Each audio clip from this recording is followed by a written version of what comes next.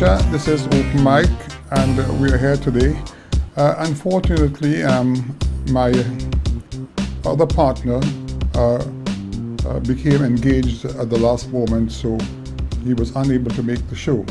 But I have much information to express today.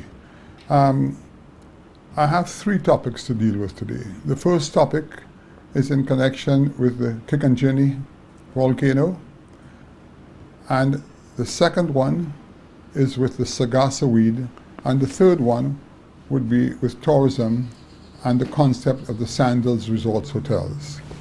Now, when one is looking at what is happening today in Grenada,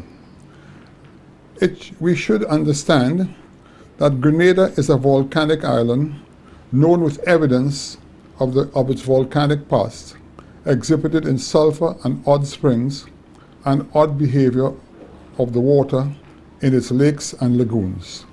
Kikanjini is the only active volcano. It is a submarine volcano of Grenada. It has erupted several times in recorded history and is now closely monitored by the seismic units in the region. A fairly recent investigation revealed another vent named Kikanjak, which has emerged, and that is worrisome.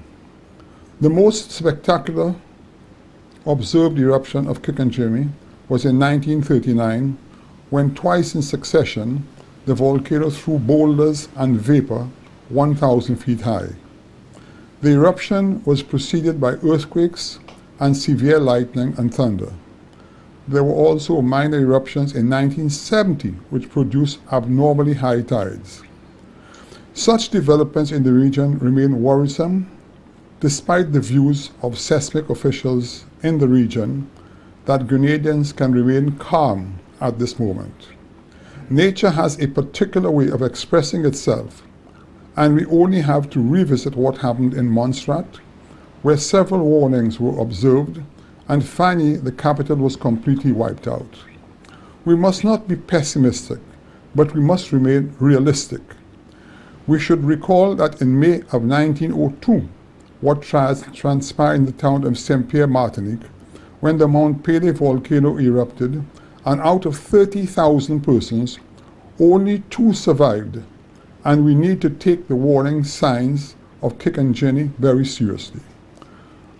Already, some hoteliers in the region felt compelled to brief their guests in respect to what is going on, and one can only imagine that tourism occupancy could be affected. Unfortunately, these are the natural disasters which governments have absolutely no control over, but become very costly. Now, when I revisit what has been said by the seismic agents in the region, they are quite correct in not alarming the public of the existing situation. But nature has a peculiar way of acting on its own. And by that token, we need to remain quite alert, because a volcano beneath the sea is no ordinary volcano, because I'm not a seismic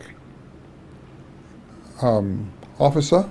I have no training in that field, but I know from years of experience, when these things are intermingled with the water, they seem to be quite destructive.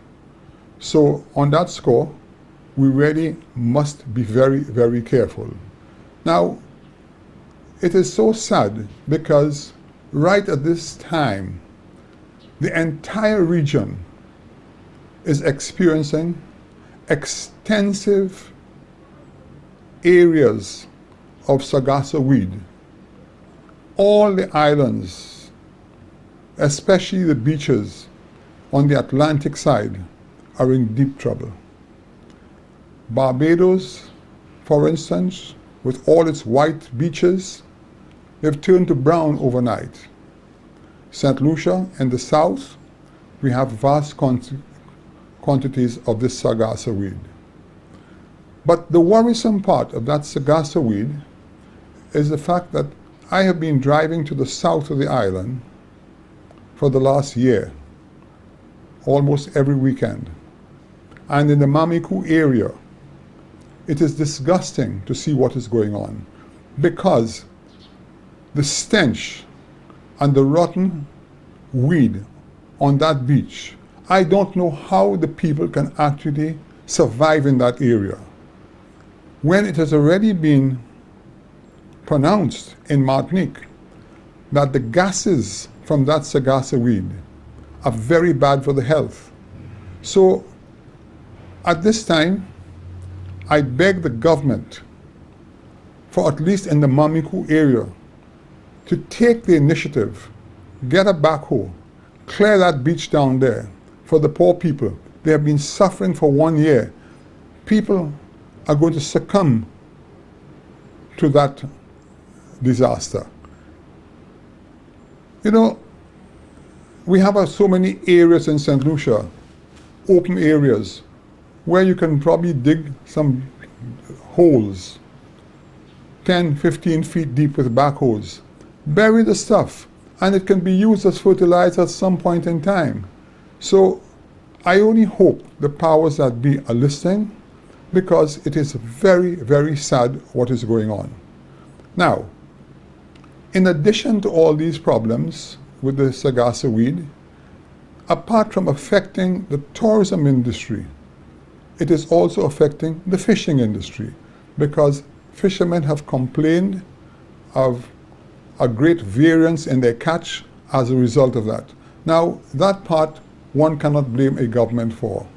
But, you know, these are what I say, natural disasters that will come on stream from time to time, and it has to be dealt with accordingly. But right now, we must take some sort of initiative. And when I use the word initiative, I don't mean initiative locally, international initiative, by consulting some powerful environmental agencies and let them assist us in dealing with this Sargasso weed. We cannot sit back and watch our industry, our tourism industry, our fishing industry be affected by a natural disaster and just hope and pray it will go away. It's over a year this weed has been coming to our shores, and it is terrible. I was in Barbados 2 months ago. I could not believe my eyes. Besides the beach being covered with the weed, the actual water for at least 100 yards outside is totally brown. So you can well imagine in the region what is happening. So please, let us all get together and do something about it. St. Lucia, this is Open Mic. This is the termination of the first segment of our program. We'll be right back.